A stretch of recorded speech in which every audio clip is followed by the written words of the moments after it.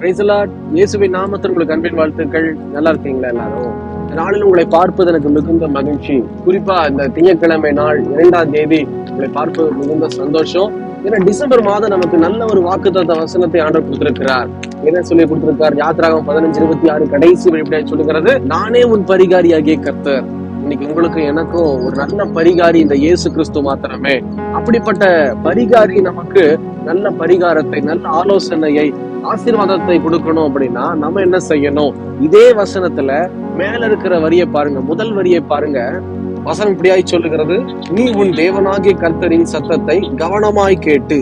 அப்போ கர்த்தர் நமக்கு பரிகாரியா இருக்கணும் அப்படின்னா, நல்ல பரிகாரத்தை கொடுக்கணும் அப்படின்னா நம்ம ஆண்டவருடைய சத்தத்தை முதல்ல கவனமா கேட்கணும். கர்த்தர் நமக்கு என்ன ஆலோசனை கொடுக்க விரும்புகிறார், என்ன வாக்குத்தத்தம் கொடுக்க விரும்புகிறார், கர்த்தருடைய பார்வையில நாம் எப்படி நடக்க வேண்டும், இந்த உலகத்துக்குள்ள நாம் எப்படி நடக்க வேண்டும்னு சொல்லி நிறைய காரியங்களை குறித்து கர்த்தர் பேச விரும்புகிறார். அப்படி பேசுகிற ஒவ்வொரு வார்த்தையும் நம்ம கவனமா கேட்டோம் அப்படின்னா ஆசீர்வாதத்தை பெற்றுக்கொள்ளுவோம். சரி, முதல்ல கர்த்தருடைய சத்தத்தை 3 இடங்கள்ல நம்ம கேட்க முடியும். ஃபர்ஸ்ட் பாயிண்ட், எப்போ ஆண்டவருடைய சத்தத்தை கேட்கலாம், எங்கிருந்து கேட்கலாம் அப்படின்னு பார்த்தா தேவாலயத்திலிருந்து கேட்கலாம்.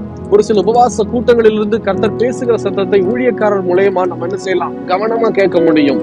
அப்போ ஆலயத்துக்கு கடந்து போகும்போது பரிசுத்த இருதயத்தோடு கேள்வியோடு கூட ஆண்டவரை தேட கடந்து போகணும். ஆலயத்துக்கு போயிட்டு ஃப்ரெண்ட்ஸோட பேசுறது, இல்ல உறவினரோட பேசுவது, இல்ல கெட் டுகெதர் மாதிரி உட்கார்ந்து சந்தோஷமா பேசிக்கிட்டு இருக்கிற இடம் அல்ல. கர்த்தர் பேசுகிறதை நாம் கேட்கிற தருணம் தேவாலயம். அப்படி இருக்கும்போது முதல்ல ஆலயத்துக்கு போகும்போது ரொம்ப கவனமா, ஆண்டவரே நீர் என்னோடு கூட பேசும்னு சொல்லி கேட்டுட்டு நம்ம போனோம் அப்படின்னா, கர்த்தருடைய சமூகத்துல நாம் எந்த இடத்துல எல்லாம் கூடுறோமோ அங்க எல்லாம் கர்த்தர் நம்ம கூட பேச விரும்புகிறார். அதை நம்ம ரொம்ப கவனமா கேட்கணும் பிரியமான ஜனமே. இரண்டாவதாக வீட்டு ஜெபம். ஒரு சில இடத்துல வீடு சந்திப்புல பாஸ்டர்மார்கள் வருவாங்க, ஹவுஸ் விசிட்டிங் பிரேயர். அந்த ஹவுஸ் விசிட்டிங் பிரேயர்லயும் ரொம்ப கவனமா நம்ம ஆண்டவருடைய வார்த்தையை கேட்டோம்னால் கர்த்தர் நம்மை கண்டிப்பாய் ஆசீர்வதிப்பார். மூன்றாவதாக தினந்தோறும் நாம் ஜெபிக்கும் போது வேதத்தை வாசித்து தியானிக்க வேண்டும். அப்ப வசனத்தை நம்ம உண்மையா தியானிச்சோம் அப்படின்னா, வசனத்தை உண்மையா வாசிச்சோம் அப்படின்னா கர்த்தர் நம்ம இடத்துல பேசவும் நம்மை வழி நடத்தவும் ஆயத்தமாக இருக்கிறார்.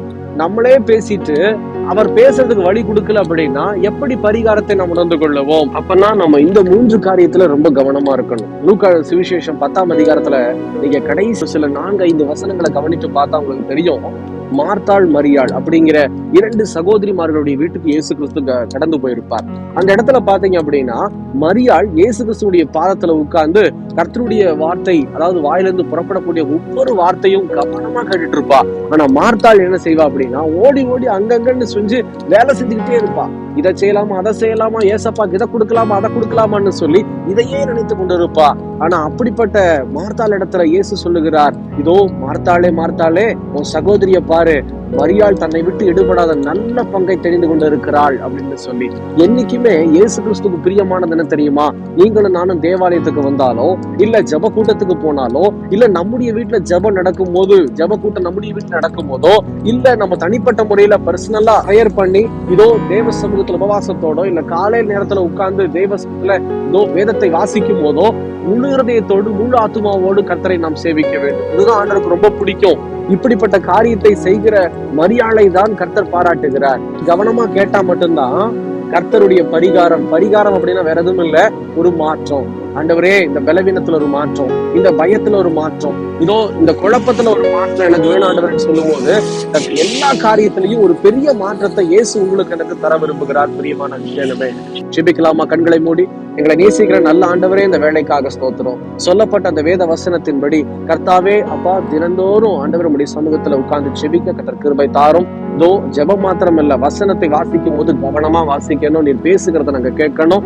2வது ஆண்டவரே, சபைக்கு கடந்து போகும்போது வசனத்தை ஆண்டவரை கேட்பது கவனமாய் கேட்டு உமது ஆலோசனைகளை நாங்க பெற்றுக்கொள்ளணும். எந்த இடத்துல ஜெபம் நடந்தாலும் அந்த இடத்துல ஆண்டவரே உடைய வசனத்தை கேட்கிறதுல கவனம் இருக்கணும்னு சொல்லி அர்ப்பணிக்கிற பிள்ளைகளை நோக்கி பார்த்து வாழ்க்கையில ஒரு பெரிய மாற்றத்தை உண்டாக்கி வாக்குத்தத்த வசனத்தின்படியே கர்த்தர் எங்களை ஆசீர்வதிப்பீராக. தொடர்ந்து பலப்படுத்தும் இயேசுவின் நாமத்தில் பிதாவே, ஆமேன் ஆமேன். தொடர்ந்து ஜெபம் பண்ணுங்க. கர்த்தர் உங்க வாழ்க்கையில பெரிய காரியங்களை செய்ய விரும்புகிறார். எங்களுக்காகவும் ஜெபித்துக் கொள்ளுங்கள். கர்த்தர் உங்களை ஆசீர்வதிப்பாராக. God bless you.